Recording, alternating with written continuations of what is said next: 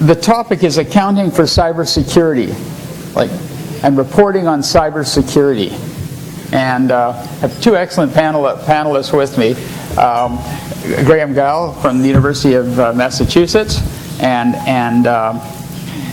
Chris Halderman from EY. And I'm going to let them introduce themselves in a few minutes. But I just wanted to kind of set the stage here. Okay, cybersecurity is taking on increased relevance, and we've all heard about it, well-publicized cyber breaches, technology issues. We've had just a plethora of different types of cybersecurity problems that the businesses are facing. And the AICPA is looking at that, and they're looking at communicating what organizations are doing about their cybersecurity issues and problems. The response is from the AICPA's Assurance Services Executive Committee created a working group of which Chris is a member to look at this issue, to give tools to the profession. And that's what Chris will be talking about today, and he has a presentation for it.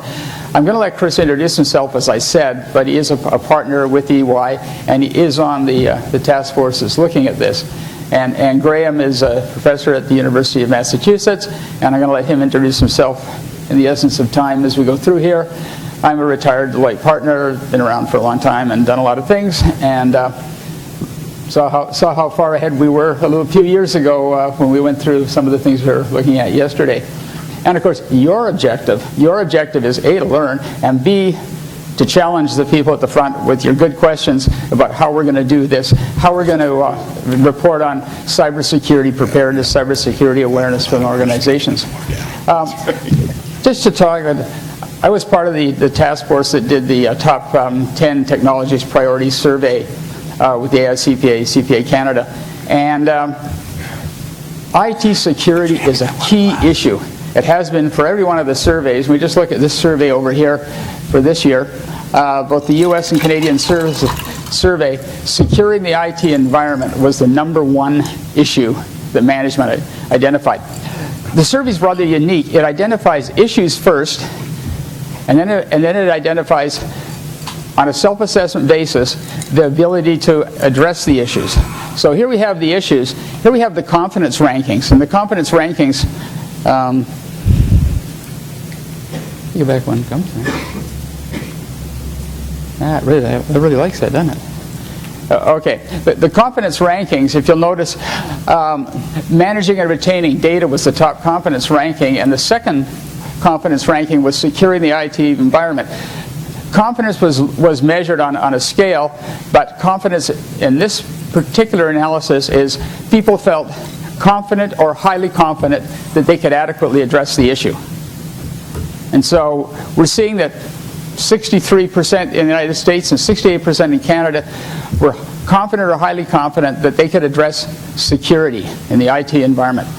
One of the issues, though, of the survey is if you select an issue, you're asked some further questions. And so this initial ranking of how confident they felt gets tailored when they start looking at questions. It says, well, I didn't realize it was just this easy, and so their confidence level goes up. Or I didn't realize it was this hard, and their confidence level goes down. So if we look at the next slide, these are the types of questions that it asked and went down further detail. And you'll see you don't see many 60% on there. You see 43 and 41 and 42% confidence level in there.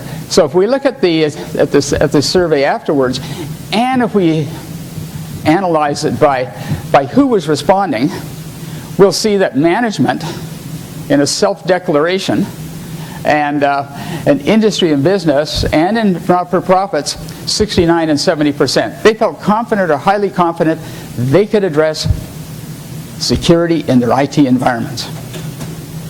We go to public accounting and to consulting, and they're down at the 40% level. Now maybe the 60% level was kind of like Sarbanes-Oxley when the self-declaration came out at a high percentage, and next year when they had to have an independent audit, the slate went lower. But we have this dichotomy here between between business and industry and public accounting and consulting. One thing about the question of public accounting and consulting was that it said you or your organization. So this doesn't mean that public accounting firms were only 41% confident with their ability to control their environment. They may have been reporting on their clients' environments. It's kind of like, we're good, but they're the ones that are in trouble. So that's what the survey might be putting out there. But in any case, reporting on this is of great importance, and we're seeing a great dichotomy in the ability of people in their confidence level to even address the IT security environment, with that 41 and 42%. We've had a lot of data breaches. Sony got a lot of press, and you know, the old thing, I don't care what you say about me as long as you spell my name correctly. Easy name to spell. But Sony really wasn't a very big data breach in terms. Sony ranked 33rd in the number of items compromised in last year's breach survey. eBay had the top one, and Morgan Stanley's out. Here are the top 10 breaches. eBay with 145 million, Morgan Chase 76 million, Home Depot 56 million, and Sony down there ranked only 47,000 records, but they had a lot of press over it. And that's what organizations have to miss, is that bad press. This is just a startup list for this year, and you'll notice a theme. Two things here. First of all, Blue Cross, whether it was the Anthem breach in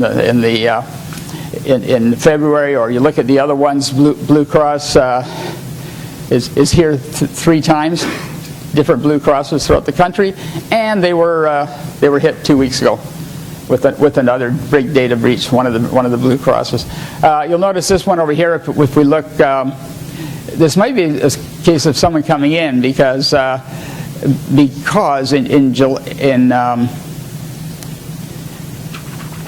here to February, the Office of Personnel Management was hit in April with 4.2 records, 4.2 million records.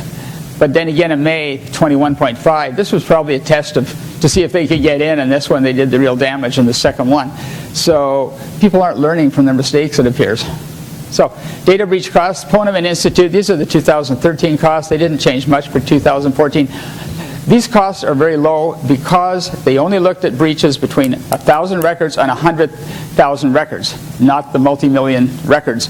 And there's the average number of records in the United States. It was 28,000 records was the average number of records in that category, and the breaches cost $5 million. The average breach to think about it, that's what the company was looking at.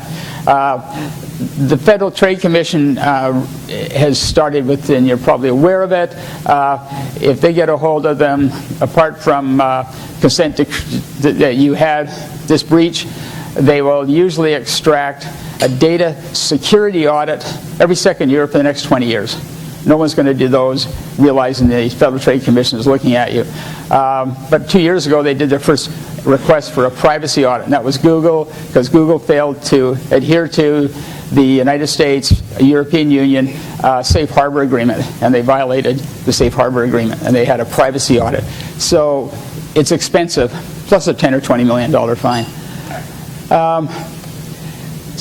And you've all got letters like this from the bank, and had this, and so I look at this. This is the, I don't mind number being out there. It was deactivated yesterday, they told me. But it's got a chip in the card because I did a lot of international travel. So I got a chip, and the U.S. is just going to the chip cards. But the chip and PIN is the most secure. The chip and signature, and chip and nothing. The United States is not going to use the PIN.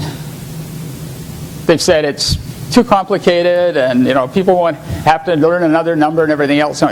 So we're not even taking advantage of security when it's there already. As I said, my name's Chris Halterman. I'm an executive director of EY. I lead our service organization reporting practice in the U.S. and globally, as well in the Americas. We've talked about this already. There's a greater. We exist in a world in which there's greater interdependence on IT. Cyber attacks are coming all the time. And things have evolved. I guess finish off my introduction. In addition to my EY role, I'm EY's representative on the Assurance Services Executive Committee, and I lead the Trust Information Integrity Task Force, which is the task force of the Assurance Services Executive Committee that owns the trust services principles and criteria and is responsible for their maintenance. And I also, as Bob indicated, I also chair the AICPA's working group under the Trust Information Integrity Task Force on cybersecurity assurance. So that's where I'm at. In terms of our AICPA efforts, about 4 years ago now, we rolled out something called SOC 2, which has been growing very well and started to address the space. But it has some limitations, and so we want to talk about that, but we want to give you a sense of where the AICPA is going. First of all, when we talk about cybersecurity, we have to understand who should be in charge. So what we're seeing in the market right now is there's a great panic about cybersecurity. That's the only way to phrase it. And that panic is at the board level. And people are realizing what they thought was an IT issue, and what had been an IT issue for many, many decades, is a fundamental business issue. And when we have fundamental business issues, then information about those issues become valuable. And so you have all these functions now that are potentially involved in a cybersecurity program, but they don't even know what a good one looks like except for the CIO, the IT office, and maybe the privacy office. Everyone else generally comes out of an environment in which they don't understand IT security. But more importantly, then we start looking at useful information. So when we talk about cybersecurity, because it's a business issue, users need useful information to support their decision-making process. That's IASB Statement of Financial Accounting Concepts. We actually lift that out and say, okay, so when we look at cybersecurity, if we're going to tell the people on the prior page or other decision makers about cybersecurity, it has to have useful information to it. And so who are these people who need the useful information? Well, start at boards of directors. If you're in public or if you've got friends in public, boards of directors, the first thing they ask the auditors, it seems anymore this year, is how good is our IT, security posture? And the answer is historically been, oh, we've got it covered. Don't worry. Well, that's no longer acceptable to board members. But it's also no longer acceptable to investors. It's no longer acceptable to customers, business partners, or regulators. So instead, you can't take someone's word. There's a need for useful information. And here's the measure of useful information.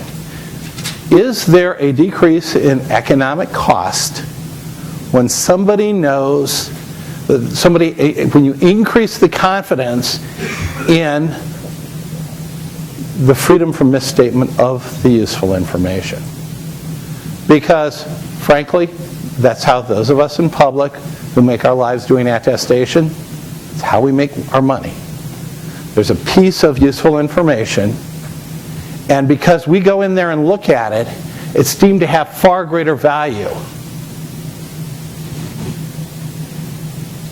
So, there are two distinct needs. So, the AICPA and the Center for Audit Quality in the U.S. have pulled together and basically instituted and thought about how does cybersecurity affect the attestation side of the world. First, there's a financial reporting aspect to it. It's been there for a long, long time, which is that the financial auditor has an obligation to understand the business risks of an enterprise. They also need to understand IT as it relates to the system. And finally, if there is a cybersecurity incident, they need to consider what the impact on the financial statements will be, particularly as it evolves around contingencies. Now, Right now, those contingencies have not been that material, but they're growing. They're growing all the time. But more importantly, from where I stand in the world, is that there's an opportunity to figure out what the right set of information is, what the right set of useful information is for decision makers. And we believe that having an attestation report on that information should significantly add value to that information.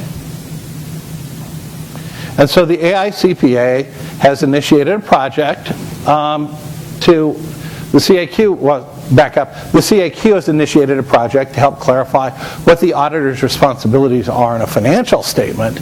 But more important, the AICPA has initiated the Cybersecurity Attestation project with the intent of developing what the subject matter is and providing attestation guidance, reasonable assurance guidance to professionals on that information.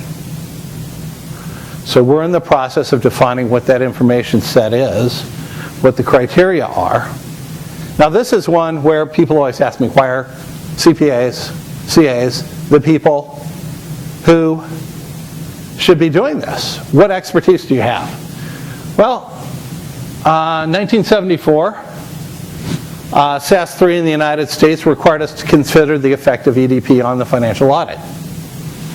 In 1982, SAS 44 came out, which was a special purpose report on service organizations and the accounting controls. And we looked at security back then. And I hate to ask, how many of you in the room did SAS 44s or their Canadian equivalent? Was there a Canadian equivalent? Oh dear, I'm getting old because I did SAS 44s. In 1992, SAS 70 came out. In 1997, the Web Trust Principles and Criteria for Electronic Commerce came out. This was, frankly, our first major step into this space as a profession. The Web Trust was a joint effort of CPA Canada and the AICPA because we felt that this piece of useful information would benefit people making online purchases. We were wrong because what was the piece of useful information? An auditor had looked at the system with regard to these criteria and had found no weaknesses, right? Nothing that would qualify the report. That's not a significant amount of useful information. Second, the bank stood in and basically guaranteed people's credit cards online. And large companies like Amazon formed, and so there was no need for the decision maker. There was no incremental value in Web Trust for the decision maker, or it was very small. So it wasn't, it wasn't paid for. You see that about the same time BS 7799 came about. So it grew up with, and the ISO 27001 series came along about the same time. But when we were drafting SSA 16 in the US, we also started and said, you know, there's a need in this industry, going back to the days when I did a SAS 44, where our clients would come to us and say, we need you to do a SAS 44, a SAS 70 over a system, but it's not financially significant. We used to say we can't do that. SOC 2 came along and we were able to do that. So, Chris, what are you doing? Great mischief, I meant. So what we're doing right now is we have our working group formed.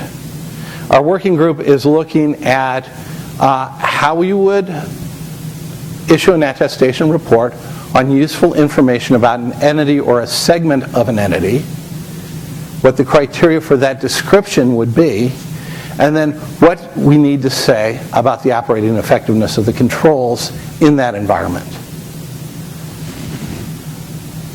The CIQ has put out a communication recently on auditor responsibilities, but here's the perspective I want you to take, because it's our old friend the COSO cube. This is historically how we've looked at security from a financial audit standpoint. We look at that little column all the way back, external financial reporting. cuts through all of it. SOC 2 basically looked at a system on this back face. SOC 1, SOC 2 are about a system. If you want to think of a SOC 1 report, it's on that very back corner column running from top to bottom. A SOC 2 can cover basically the rest of that back face on a system, but what we need to do is think about it for the entire enterprise. Now, how many systems are in a large corporation? Say Bell Canada. 2 or 3? Yeah. So, this is a very, very large potential subject matter. Do we think that, do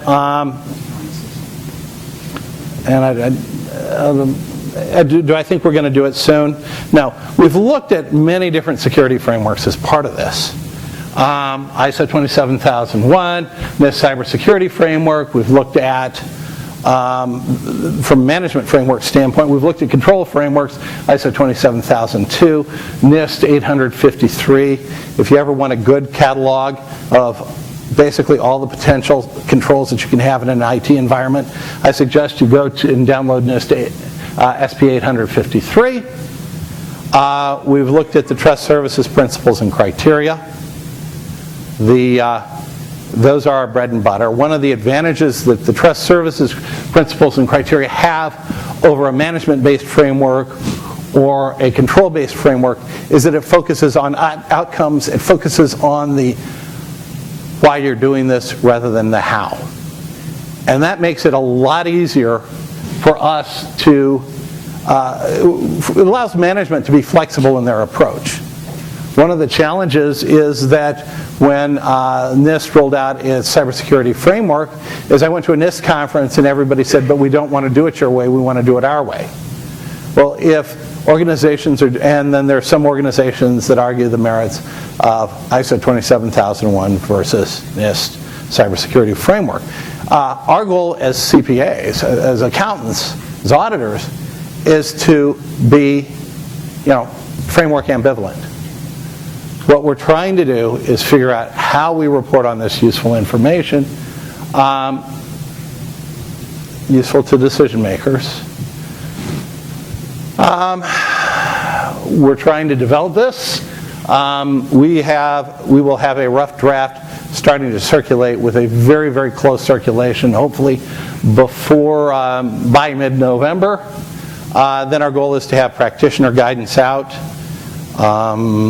I'd at least like to have the practitioner guidance in publication process by June 30th of next year. This is at the entity level. We've got a separate project to look at, are the trust services criteria, principles and criteria adequate from a SOC 2 standpoint, which focuses just on a system. And then we're looking at the next logical extension of that is for manufactured goods and manufacturing and delivery processes. Do we need to do a SOC 2-like report?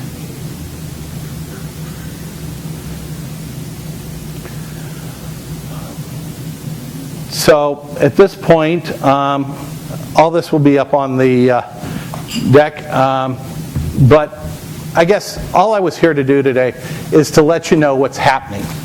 Now I will tell you a problem. Most medium to large CPA practices have IT security groups. Our challenge in all of that is that we have good people, we don't have enough. And that's where I turn it over to Graham, who's going to tell you about what I want to talk about are some academic issues and some of the research that we've been doing on the topic. So we talk about, I'm going to talk about just these 4 things. Who should provide the assurance and exactly what should be reported. We've talked about some of the reports, but I think those are questions. Then and we just had to talk about where these assurance providers will come from. Then I'm going to talk about some of the research that we've been doing. So, if you think about how things get assured, if you were to buy a car today and the manufacturer said, you have to get someone else to assure and take and verify that the car will work. That would be an interesting proposition. And yet, if you think about this software that you buy, the vendors are, and Bob, is one of our vendors, but all the software that's out there, can vendors or developers of software provide assurance that there isn't any security problems with their software? And if you look at the EULA, right, they don't allow you to sue them if that software doesn't work. Is that the same proposition for a car? If not, why not? And that's a serious question I think that's going to have to be answered very soon, is can vendors or developers provide assurance on software? That I get. We see that with this privacy by design. Is that the same thing with security? When I look at the operating system that I get, and I get patches. I look through my patches, right? Well, what does that mean? A patch means Company X, who I will go nameless, didn't do a great job in sending me the software. Someone found something, and so they now tell me here's how to fix it. Okay? And that's a very interesting problem. It's like you have to come back and get new tires on your car because we forgot to put in brakes or something like that. So should anyone be able to see any code?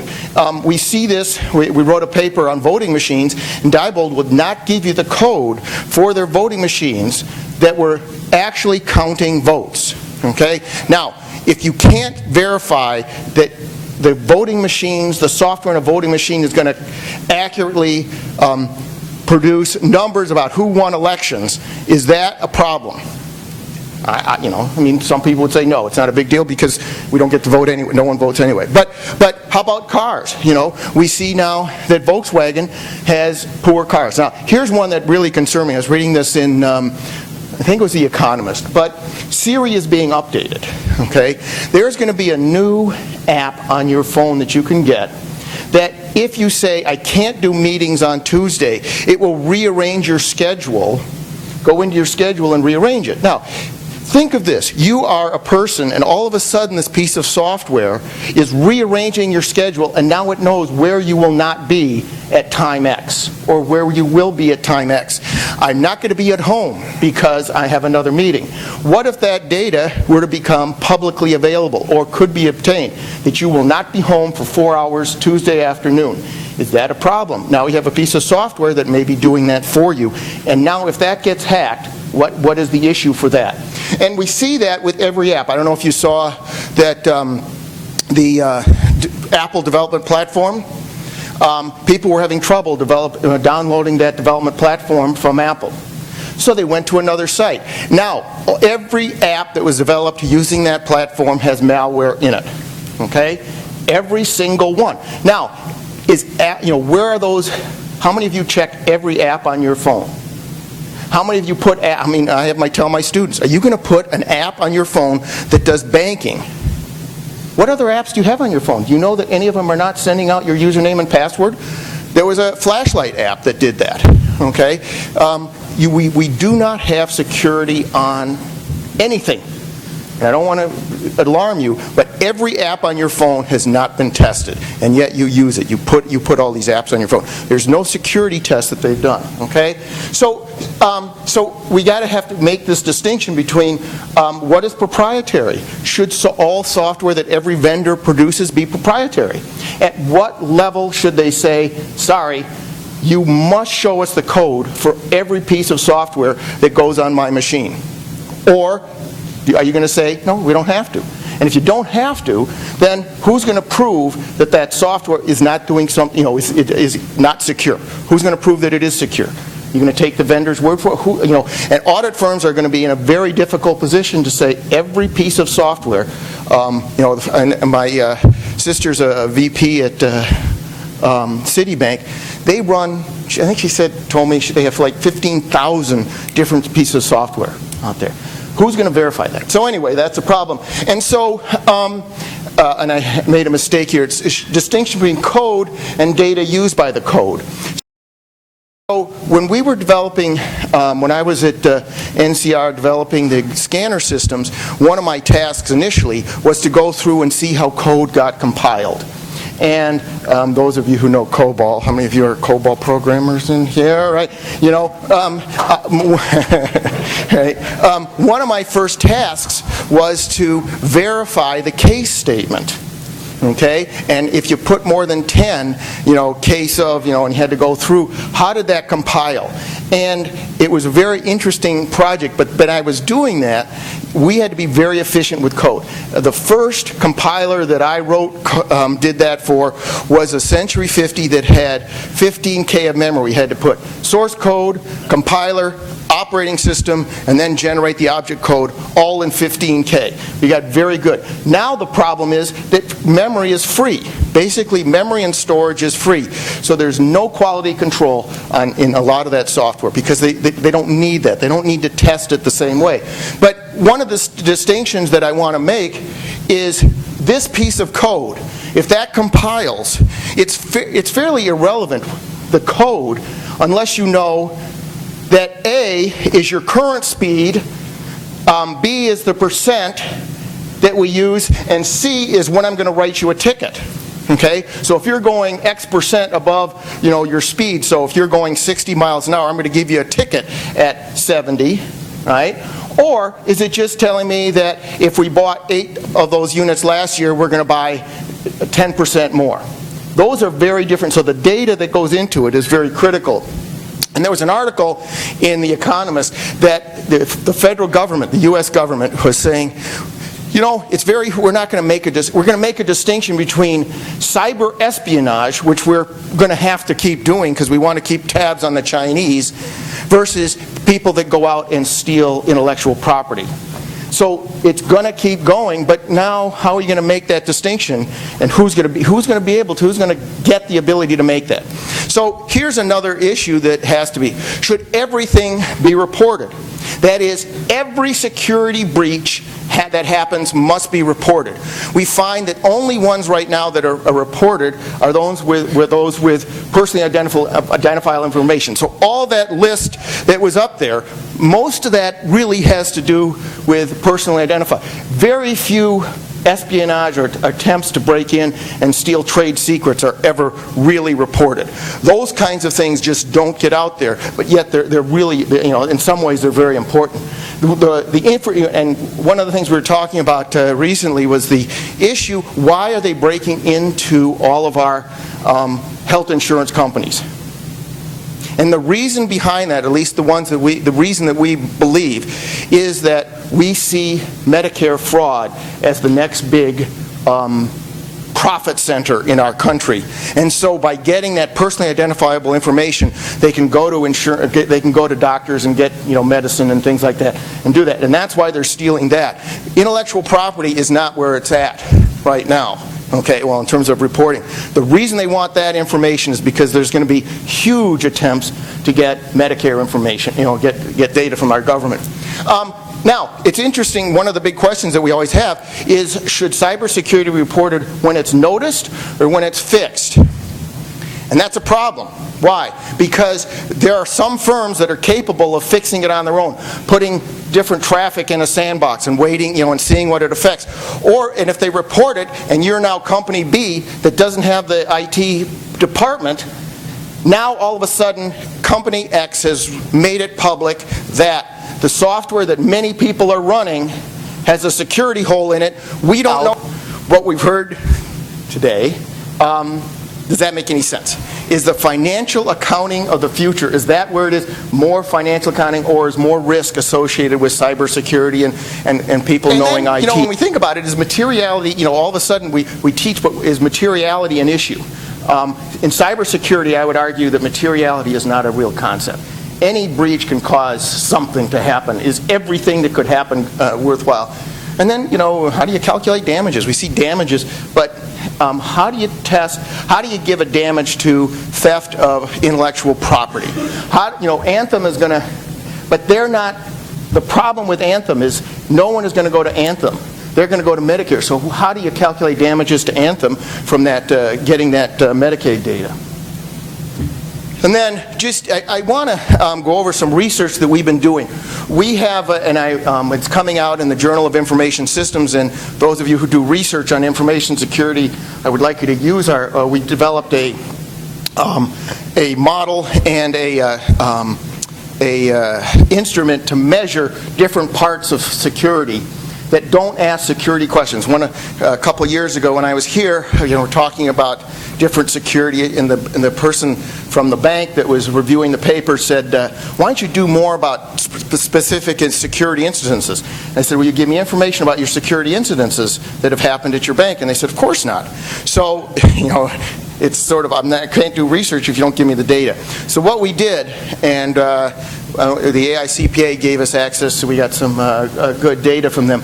But our instrument looks at non-threatening questions and predicts certain security type problems. And so we would like you to, when the paper comes out, to look at that security instrument, and we'd like to see more research on it.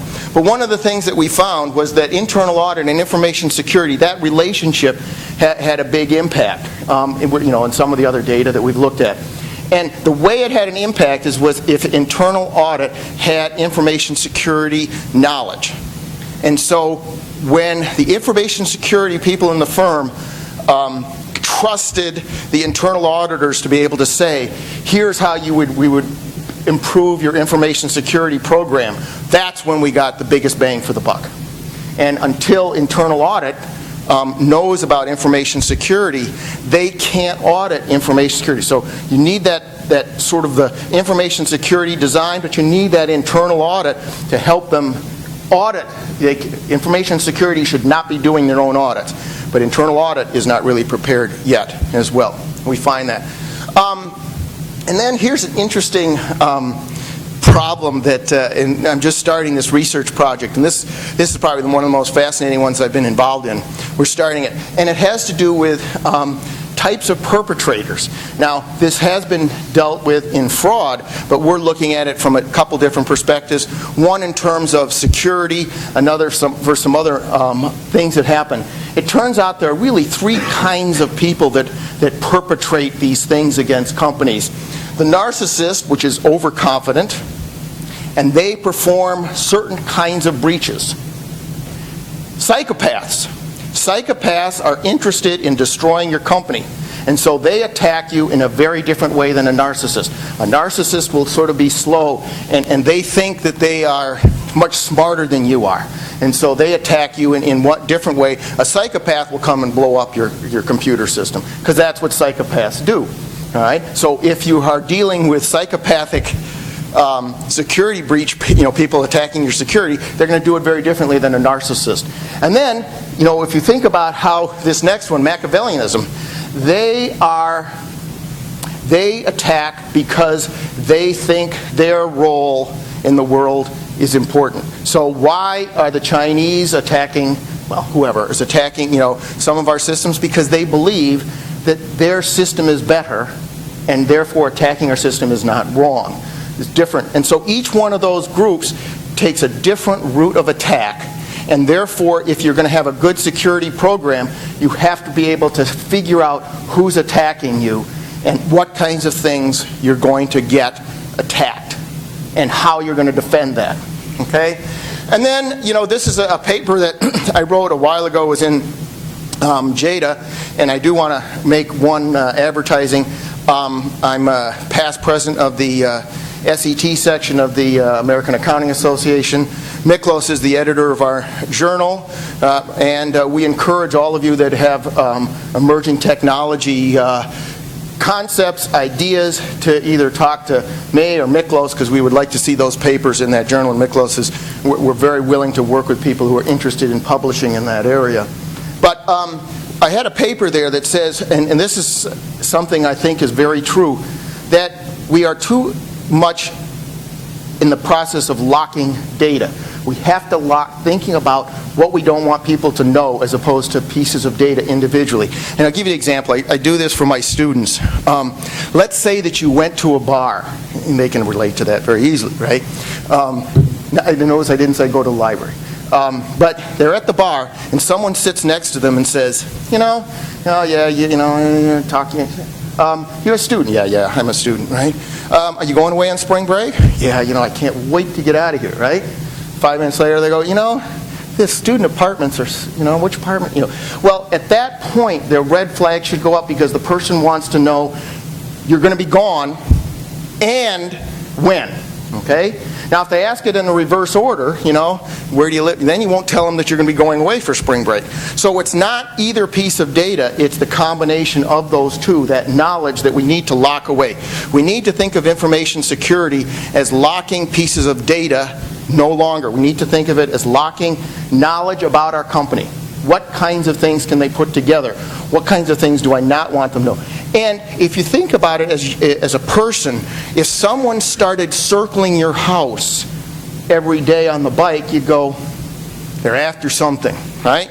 Well, the same issue, what it is, what do they want? Are they going to steal, they can't steal my, car because I take the keys in, but they're after something. There's something about it, and we would try and figure that out. So I think that that's important. And then this last one, which hasn't been addressed at all, and that is software engineering. What are we going to change about software engineering? Still does not have a proof. You cannot prove that software is reliable, and that's a problem, right? And if you look at some of the literature on software engineering, it's not an easy problem. Well, easy problems have already been solved. It's the difficult ones that I think we have to address. So thank you very much. I just have one question that I would like to ask Chris, and that's the scope of the cybersecurity review. We saw in 2 instances of major breaches, Target and Home Depot, that they invited the perpetrators in unknowingly.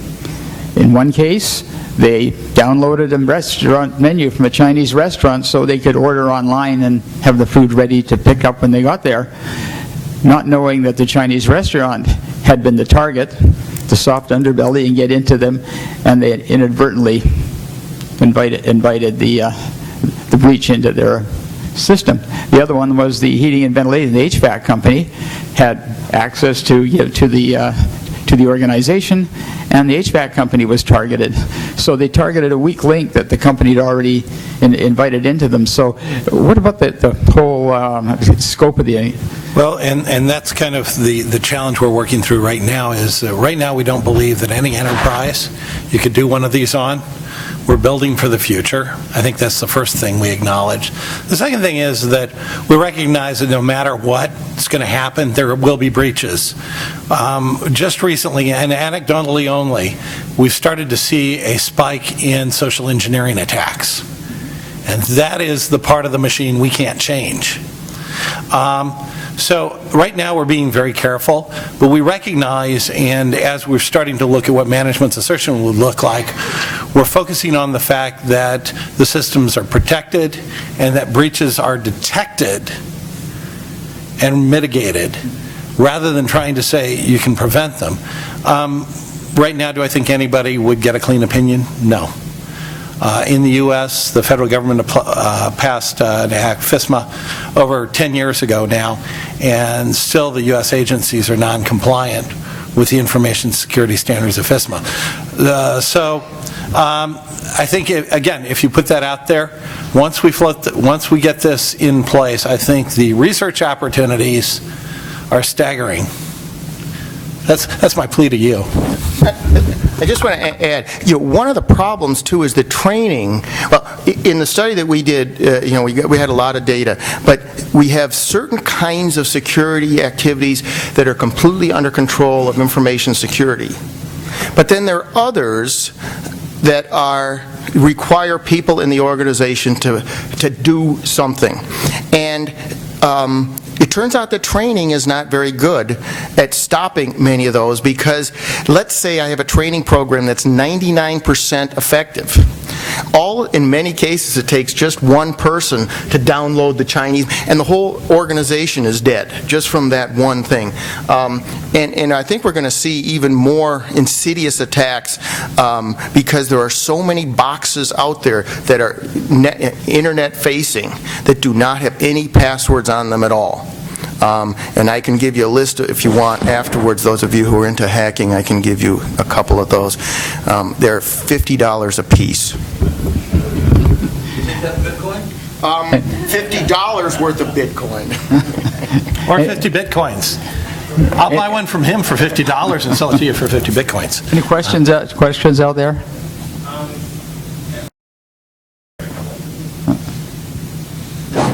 Is it on? I think so.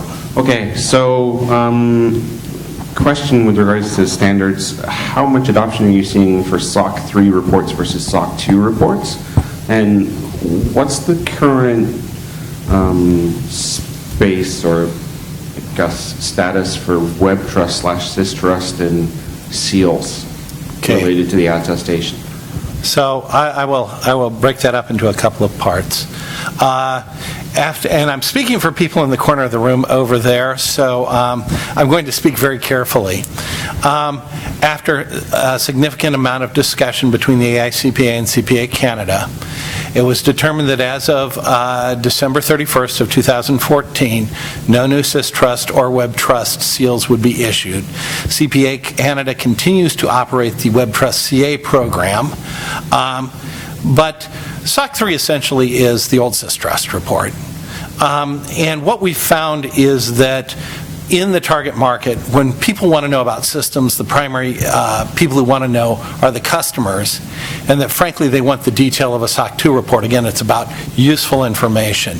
The SOC 3 is very scanty on that. Where we found is that quite often organizations that get a SOC 2 report also want a SOC 3 report because it's a general use report, and they can put it up on their website. So about 25% of SOC 2s get a SOC 3. So no seals anymore, not even for CA? No.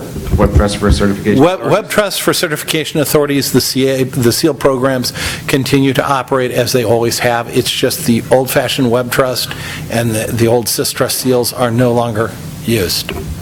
So the only place you could issue a seal is Web Trust for CA? Correct.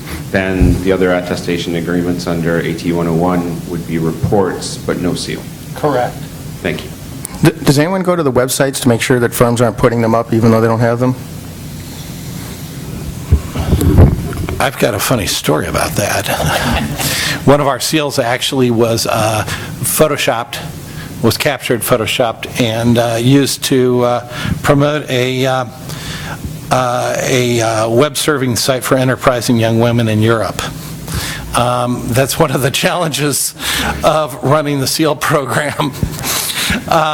So right now we're working with the SEAL programs are all run through legitimate SEAL links to a CPA Canada web server. That will be, as I understand it, and Julianne's over there, that will be purged, as I understand it, come December 31st of this year for all traditional sys trust and web trust reports. Thank you.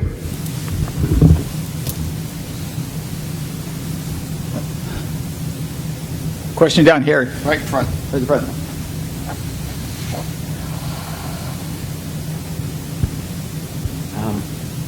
Okay, so you were talking before about do we disclose the source code or not? My question is, even assuming we disclose the source code, the state of the art for source code analysis, etc., is pretty poor. What specifically does one think we're going to get, having reviewed the source code, when you're talking about a program that's 500,000 lines long? Well, that's a small one, right? Yeah. Well, and I agree that, but right now there's no one checking the source code. And so people hit these sites with, SQL, all sorts of attacks, and so someone is trying to figure it out, right? Is open source code better now than some of the other source code? That's a question that I think is open. Well, it's not necessarily open for debate, but people, what would you put on if you had a scanning system that was going to go to some very hostile environments? What would you put as its operating system? One of the hardened operating systems is probably open source, right? Agreed. Just an observation also with respect to the skill set and the CPA exams. It seems to me you're never going to create a security expert out of somebody who wants to be a CPA. Okay. But that having been said, the skill set that's required to assess risk, to manage a specialist, a real specialist, intelligently, to oversee and to ultimately take responsibility and sign, is something that can be put in the curriculum. And maybe we should be focusing on that as opposed to the specific technical skills. Well, and that's why in that we found that internal audit that had information security that could talk to them. You know, the first auditor that came to my shop, right, wanted to know if I kept my computer cold. Okay, and I knew right then that I could basically tell them anything. So, so the issue is that there has those two groups have to work together, and if all they know is, you know, debits must equal credits, then then the information security person is going to go, this person's an idiot, I can tell them anything, and they can't audit it anyway, so there's no real basis for having internal audit. But the more they know, and you're right, I think we can teach them certain, not how to code, although, you know, there are some little things that you can learn. But, you know, when I do work with my students, what's reasonable in terms of verifying, you know, table design, for instance? Is it a 3-hour process, or if they say we spend 4 weeks on it? And what are the things that I can do? What are the things they do to cut down on some of that time that make it still reliable? If they know those kinds of things, they may not do it, but at least when they talk to someone, they can say, that makes no sense, or that's reasonable. Yeah, you're talking about 2 or 3 semester-long courses, not a 4-year undergraduate degree, basically. Well, someone will want that, you know. I'll send them over and get networking, you know, but that's not exactly the way to do it. Last comment, sorry to monopolize. It seems to me the big problem with security, assurance services and security is the lack of metrics. And on the security side, we always see that. If you can't measure it, you can't attest to it. And there really is no credible, you know, universally accepted framework for security metrics. It's 62% or it's 81%. Can't do it at this point. Well, and that's why I put materiality up there, because we do think of materiality, but can someone understand when we have a material security issue? And that's a problem, because we don't have that yet. And how are we going to get to that? And who's going to agree on that? And if I go to court, you know, well, we did a reasonable job. Yeah, but you still got hacked. Well, it's sort of the same thing, you know. If someone, when we look at internal controls, right, if they say, we've never had an internal control problem, what's your first response? They must have a very poor review, right? Thank you.